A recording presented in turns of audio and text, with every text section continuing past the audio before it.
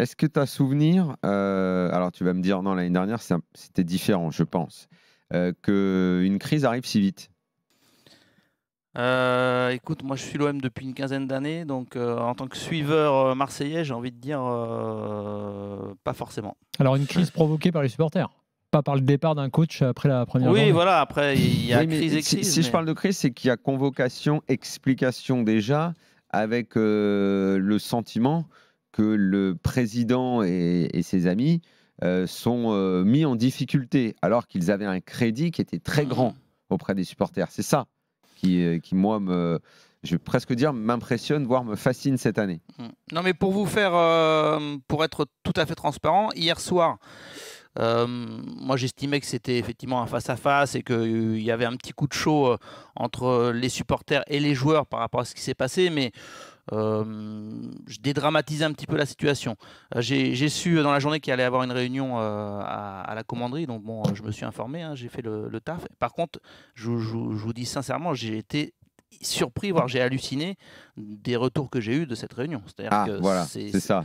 C'est pour ça que je voulais marquer la singularité du moment. Ça a été très très fort, hein, pas violent, mais en tout cas parfois menaçant. Et donc pour rentrer dans le détail, il y a eu une réunion sur les coups de 18h à la commanderie. C'était une réunion qui était prévue de longue date, hein, donc ça n'a pas été fait en urgence. Expliquons que c'est une tradition à Marseille, oui, ce genre de réunion. C'est quoi, réunion de début de saison? Il y en a plusieurs. Là, c'était à la base, je crois, pour préparer les déplacements européens, notamment le prochain à Amsterdam. Oui. Donc en fait, depuis les incidents de la commanderie, il y a une convention et l'OM s'était engagé à recevoir régulièrement les leaders de groupes de supporters pour faire le point, donc les représentants des assos. Donc c'était une réunion prévue de longue date. Évidemment, elle est mal tombée parce qu'il y a eu ce match nul hier, les tensions, etc. Donc ce qui s'est passé, alors ça se passait en plus dans un lieu que je connais parfaitement, puisque c'est la salle de conférence de presse de la commanderie.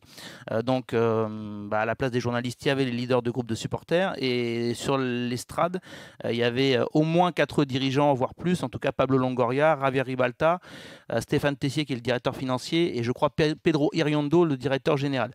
Ça a été très très tendu. Les thèmes évoqués, le manque de jeu et de folie au Vélodrome. Il y a eu des phrases on a honte, vous ne nous respectez pas, on voit pas de ballon, etc. Alors que l'OM est invaincu. Hein. Oui, l'OM est invaincu, 9 points, 4e au classement. Bon, il y a eu Panathinaikos qui est passé par là. Peut-être ça a joué, ça a compté. Bon, le cas Marcelino a évidemment été mis sur la table, puisque bon, c'est un peu facile, mais on s'y attendait. Pablo Longoria a été ciblé en disant on sait que s'il est là, c'est parce que c'est votre ami. Donc... Alors, attends, Flo, je t'arrête à ce stade parce qu'on a appris 2 éléments, 2 infos aujourd'hui. Grosso a dit dans sa conférence d'intronisation à Lyon qu'il avait discuté avec Marseille pendant l'été. Oui, mais c'est vrai. Et Fonseca a confirmé qu'il avait reçu une offre ferme de l'OM qui a été refusée par lui. On l'a raconté 1000 fois. Aujourd'hui, il en a reparlé. Oui, on l'avait dit tout ça. Non, mais ça veut dire qu'on peut considérer que Marcelino, bon, je ne vais pas dire que c'était le choix numéro 54. Non, parce que c'était le choix numéro 1. Exactement, il a raison, Flo. Donc, il a raison, Flo. Alors après, c'est tout à fait vrai. D'ailleurs, si tu avais lu l'interview de Longoria dans la dernière revue d'After, tu le saurais. Oui. Excuse-moi, je prends les infos. Oui, d'accord, mais le problème, c'est que c'est tellement machiavélique tout ça. Je l'ai même lu et relu. J'ai même corrigé quelques coquilles de la fameuse interview de Longoria dans la revue de l'After. Tu sais, de toute façon, imaginons c'est le choix numéro 1. Et moi, je suis affirmatif, c'était le choix numéro 1 de Pablo Longoria. J'ai des raisons de l'affirmer. Mieux vaut presque faire diversion en discutant avec d'autres pour faire croire que, bon, au final, tu choisis Marcelino. Donc Fonseca, quand il dit j'ai eu une offre ferme, il ment alors? Une offre ferme, je suis pas sûr qu'il en ait eu une. Tu vois. Bon. Mais bon, écoute, ça, j'en ai pas la preuve. Qu'est-ce qu'il appelle une offre ferme? Ou peut-être qu'à ce moment-là, Marcelino ne voulait pas venir. C'est aussi une possibilité. Non, moi, je crois que moi, les infos de Jess, c'est que Marcelino, c'était le choix de Pablo Longoria très très tôt. Oui. Et je dirais même avant le départ d'Igor Tudor, puisque moi, j'explique depuis longtemps que alors Igor Tudor avait peut-être des envies de départ, mais l'OM voulait aussi se séparer d'Igor Tudor. Donc ça veut dire, ouais, mais moi, c'est le seul. Une interview de Fonseca à O Jogo, journal portugais. Le seul doute que j'ai là-dessus, après, bon, je te fais confiance, hein, mais ce qui me surprend dans la logique de Longoria, c'est je vais avec Marcelino, je sais comment il joue, je connais son système. Moi, je fais aussi les transferts. Enfin, Longoria, il est bien sûr ultra ultra impliqué et décisif et décideur là-dessus. Et je ne mets pas vraiment l'effectif qui correspond. Enfin, je sais que l'effectif ne va pas forcément correspondre à son système. Bah, ils ont essayé. Après, peut-être qu'il y a eu des échecs. Ah si, attends, Flo, il a orienté le recrutement pour faire plaisir pour Marcelino. à Marcelino. Oui, bien sûr. Non, mais je dis peut-être que certains. C'est pour ça qu'il a modifié autant l'effectif. Je suis d'accord. Sauf qu'ils l'ont mal fait. Oui, peut-être que ça a été mal fait. Là que ça a été fait, je te le garantis. Ou pas avec toute la réussite. Alors, je finis sur la Réunion. Donc, le cas Marcelino abordé, le peu de spectacle au Vélodrome, la gestion, ça je le sentais venir aussi des cas des joueurs apprécier les tribunes, hein, des historiques, Payet, Mandanda. Bon, Guendouzi n'est pas un historique, mais c'est un joueur qui avait la cote au Vélodrome. Plus Alexis Sanchez. Là, il y avait unanimité pour dire on ne comprend pas comment vous nous faites partir Alexis Sanchez, qui était le meilleur. Donc, ça a été abordé. Donc, c'était très, très chaud. Alors, au départ, c'était censé être une réunion. Et selon nos infos, ça s'est terminé en un monologue des leaders de groupe de supporters de 20 minutes.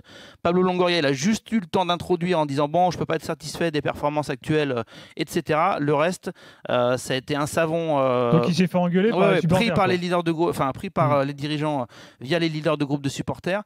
Moi, j'ai pas mal de témoins qui ont assisté à cette réunion ou ce face-à-face. On me dit clairement que c'est une fracture nette entre les leaders de groupe les plus influents. Ils ont demandé à Longoria de démissionner. Et je finis là-dessus. Et la direction de l'OM, il y avait eu déjà une réunion en début de saison où l'un des leaders avait dit à Pablo Longoria bon, pour le moment, on vous aime encore, mais attention, ça pourrait ne pas durer.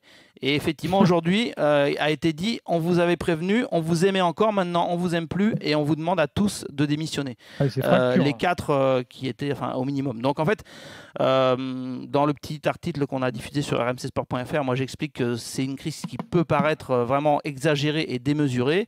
En tout cas, voilà, ça a parfois débordé sur la politique globale des dirigeants marseillais et de Pablo Longoria.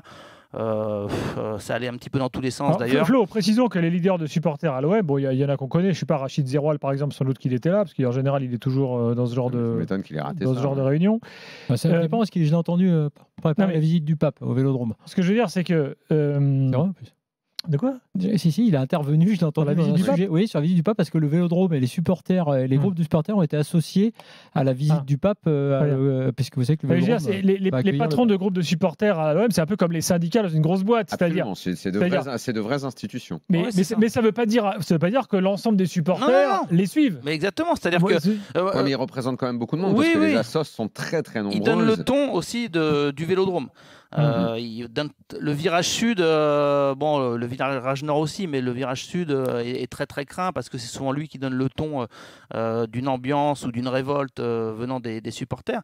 Donc tu as raison, ils sont influents. Après, est-ce qu'ils représentent à 100% ce que pensent les supporters marseillais ? Pas forcément, voire non des fois, parce que là il y en a qui trouvent que ça va trop loin et qu'il faut encore faire confiance à Pablo Longoria, etc. Donc les avis sont divers et variés. Là, moi, je vous parle d'une réunion qu'il y a eu avec les leaders des principaux groupes de supporters marseillais. Je ne sais pas si tu seras d'accord avec ce point de vue, mais finalement, depuis 2-3 ans maintenant, on pourrait presque dire un peu plus. Au fond, les supporters, la politique sportive de l'OM, ils ne l'aiment pas.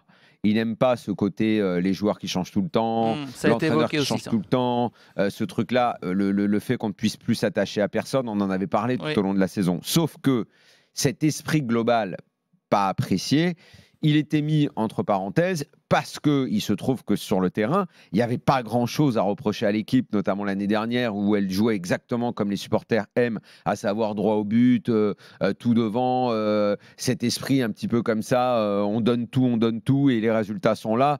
Donc, on accepte, on met un peu les critiques sous le tapis. Mais au moindre petit souci où on anticipe un peu ce qui s'était passé l'été dernier, sauf que ça n'avait pas duré, où on anticipe que cette politique elle pourrait ne plus marcher parce qu'à force de changer, et à un moment où le jouet va se casser, là, c'est un peu la cocotte minute, quoi. Parce qu'au fond, il y a très peu de supporters dans aucun club qui aiment quand tout change à ce point-là. Sauf que, si je peux me permettre. Il peut juste dire si tu es d'accord. Oui, non, mais tu vois, Kindimo consent, je te suis à 100%. Alors, et on peut pas, à Marseille, et ça a été évoqué beaucoup autour des incidents de la commanderie à l'époque Hérault, malheureusement, il faut prendre ce qu'il y a de bon et ce qu'il y a de moins bon parfois, parce que les supporters marseillais dans les virages ont une ferveur extraordinaire. Après, ils sont à fleur de peau, et quand ils sentent leur bébé OM, leur passion un petit peu touché ou malmené, ça réagit un petit peu vite ou au quart de tour.